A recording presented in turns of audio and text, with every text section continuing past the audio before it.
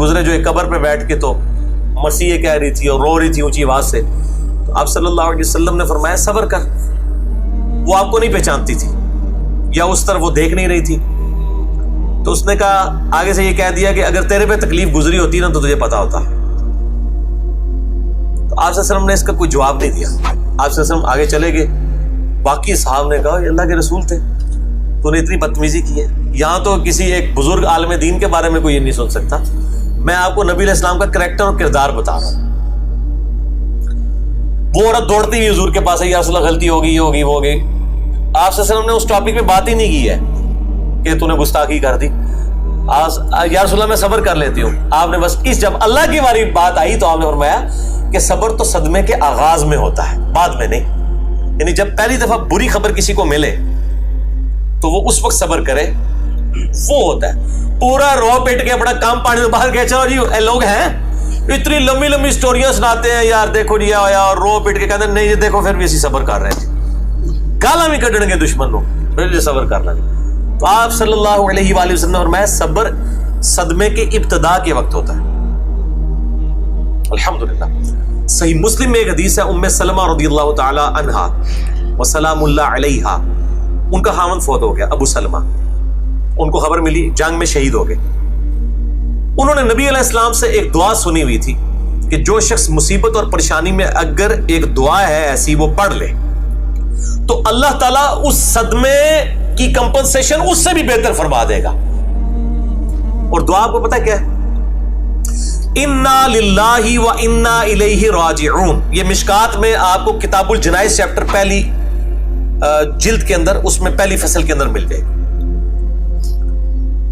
بے شک ہم اللہ ہی کے ہیں اور ہم نے بھی اللہ ہی کے پاس لوٹ کے جانا ہے. یعنی اگر مطلب ہمیں کوئی نقصان پہنچا ہے یا ہمارا کوئی مر گیا ہے یا مالی نقصان ہوا ہے تو یہ نقصان ہو کے اللہ کے پاس چیز چلے گی تو ہم نے بھی ایک نہ ایک دن ہم نے بھی تو چلے ہی جانا ہے. اس چیز بھی چلے گی تو کیا ہوا, چاہے وہ مال تھا, چاہے دولت تھی, چاہے کوئی سٹیٹس تھا, کوئی عہدہ تھا, کوئی رشتہ دار تھا, کوئی بھی چیز تھی. اللہم اجرنی فی مصیبتی, یہ پہلا حصہ تو قرآن میں بھی ہے. اللہم اجرنی, یہ میم کے اوپر جزم ہے, یعنی اس کو آپ نے جھٹکے سے پڑھنا. اللہم اجرنی فی مصیبتی, اے اللہ مجھے اجر عطا فرما اس مصیبت میں.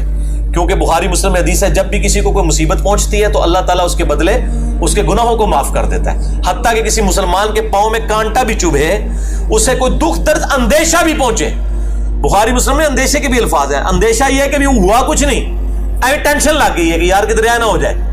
اگر یہ بھی اسے کوئی تکلیف پہنچی ہے نا اور اس کے اوپر بھی کہ نہیں جو اللہ کی مرضی, اللہ خیر ہی کرے گا, تو اللہ تعالیٰ اس کے بدلے بھی اس کے گناہوں کو معاف کرتا ہے. سبحان اللہ, اللہ اکبر کبیرہ والحمدللہ کثیرہ وسبحان اللہ بکرۃ واصیلہ. ٹینشن کے اوپر بھی ثواب ہے جی, موجہ ہی موجہ, دکھ درد اندیشہ حتیٰ کہ پاؤں میں کانٹا بھی چبھ جائے. تو اللہم اجرنی فی مصیبتی, اے اللہ اس مصیبت میں مجھے اجر عطا فرما. وَأَخْلِفْ لِي خَيْرًا مِنْهَا, اور میرے لیے اس سے بہتر نعم البدل بنا دے. یعنی اگر تو نے مجھ سے میرا خاوند لے لیا نا, مجھے اس سے بہتر خاوند عطا فرما. اگر تو نے اے اللہ مجھ سے میری دولت لے لی ہے, اس سے بہتر مجھے دولت عطا فرما. اگر میری اولاد مجھ سے لے لی ہے تو اس سے بہتر مجھے اولاد عطا فرما. اگر تو نے مجھ سے میرا کوئی عہدہ منصب یا نوکری لے لی ہے, اس سے بہتر مجھے میرا کوئی ذریعہ معاش عطا فرما. یعنی آن ورڈ آپ کچھ بھی کہہ سکتے ہیں. اچھا, ام سلمہ رضی اللہ تعالیٰ عنہا بار بار دل میں یہ سوچ رہی تھی کہ میں نے کہا میرے خاوند جیسا تو خاوند کوئی نہیں ہے, اس کی بہتر نعم البدل اللہ تعالیٰ کیا عطا فرما سکتا ہے. ظاہر ہے یہ خیال تو بالکل جینوین